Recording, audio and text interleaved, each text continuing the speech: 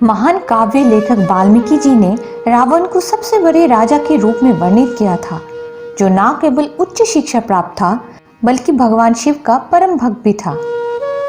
राम कथाओं और राम कृतियों में संकलित लोक कथाएं बताती है कि विद्वान ब्राह्मण रावण ने हिमालय में निवास करने वाले सभी योगियों की योगी भगवान शिव की स्तुति में रुद्र स्तोत्र की रचना की। शिक्षित और एक उच्च योग के ब्राह्मण होने के बावजूद भी रावण को भगवान राम द्वारा अपने अनैतिक कार्यों के लिए निर्दोषों को यातनाएं देने, हजारों जिंदगियों को मारने और भगवान राम की पत्नी सीता का अपहरण करने के लिए दंडित किया गया था। परंतु क्या आप जानते हैं, भगवान राम रावण के वैदिक ज्ञान और उनके आध्यात्मिक के साथ साथ भौतिक ज्ञान से भी बहुत प्रभावित थे। नमस्कार दर्शकों, आप सबको हमारे चैनल इंडियन मिथोलॉजिकल टेल्स में स्वागत है।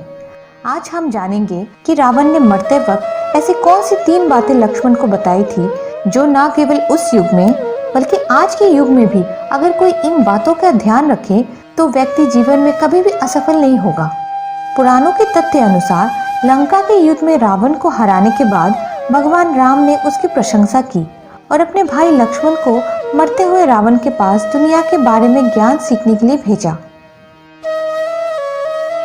लक्ष्मण रावण के सिर के पास जाकर खड़े हो गए, परंतु रावण ने उसे अनदेखा किया और एक भी शब्द नहीं बोला। लक्ष्मण खाली हाथ राम के पास वापस लौट आए। तब भगवान राम ने अपने भाई से कहा कि जब भी कोई किसी से कुछ सीखना चाहता है तो उसे उसके सिर के पास कभी भी खड़ा नहीं होना चाहिए, बल्कि उसके पैरों के पास रह के विनम्रता दिखानी चाहिए। इस बार लक्ष्मण रावण के पास गए और उनके पैरों के पास खड़े हो गए। लक्ष्मण की विनम्र मुद्रा देखकर रावण उन्हें नैतिकता, राजनीति और नीति शास्त्र के रहस्य के बारे में बोलना शुरू किया। उन्होंने लक्ष्मण से कहा, व्यक्ति को किसी भी शुभ कार्य को जल्द से जल्द पूर्ण करना चाहिए और अशुभ कार्य में यथासंभव देरी करते रहना चाहिए। उन्होंने लक्ष्मण को कहा कि वो भगवान राम को नहीं पहचान सके और इसीलिए उनके शरण में आने में देरी कर दी, इसीलिए आज उनका ये हाल है। कभी किसी के दुश्मन को कम मत समझो, हमेशा उस मंत्री या साथी पे भरोसा करें जो आपकी आलोचना करता है। इसके अलावा अपने शत्रु को कभी भी कमजोर या छोटा ना समझे, जैसा मैंने हनुमान को समझा था। फिर रावण ने कहा कि उसने बंदरों और भालू को समझने में ये गलती की है, सोचा कि वो कमजोर है और इसीलिए आज उनके विरुद्ध ये लड़ाई हार गया। उन्होंने कहा, जब उन्होंने भगवान ब्रह्मा से अमरत्व का वरदान मांगा तब ब्रह्मा ने कहा कि बंदरों और मनुष्य के अलावा कोई भी उसे मार नहीं सकता।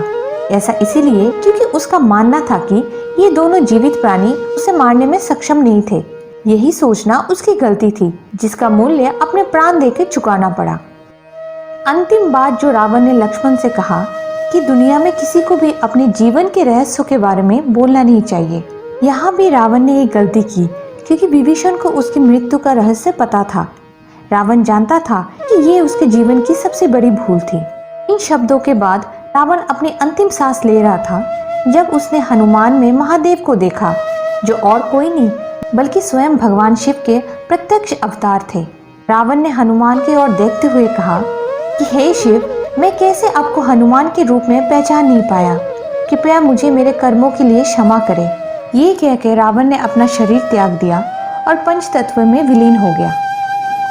तो दर्शकों, ये था आज का प्रसंग।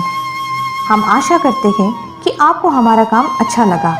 वीडियो पसंद आया तो लाइक ज़रूर करें, सब्सक्राइब करें हमारे चैनल को और बेल आइकन को हिट करना ना भूलें। धन्यवाद।